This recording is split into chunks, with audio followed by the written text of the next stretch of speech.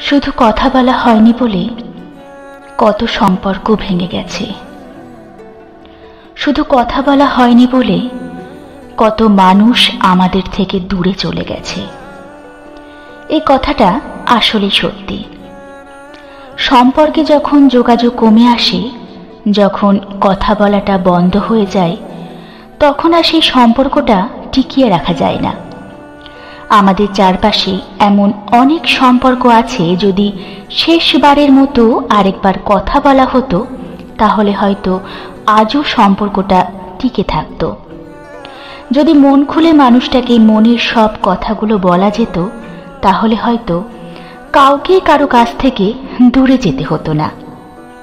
সম্পর্কে যখনই কথা বলাটা কমে আসে তখনই আমরা একে অপরের কাছ থেকে দূরে যেতে থাকি।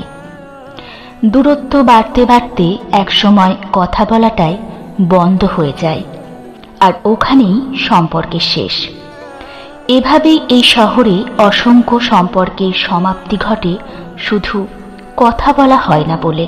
যে কোনো সম্পর্কে কথোপকথনটা খুব জরুরি। জরুরি মানুষটার কথাগুলো জানার, জরুরি মানুষটাকে নিজের সব কথাগুলো বলার। মানুষ সবচেয়ে বেশি কষ্ট পায় প্রিয় মানুষের কথা বলার আগ্রহ কমে যাওয়ায়। কথা বলা কমে আসলে একসময় দুজনের মাঝে দূরত্ব সৃষ্টি হয়ে যায়, আর একসময় সম্পর্কটাই নষ্ট হয়ে যায়। দূরত্বে নয়, গুরুত্বে বাঁচুক আমাদের সম্পর্কগুলো, কথাই বাঁচুক আমাদের ভালোবাসাগুলো।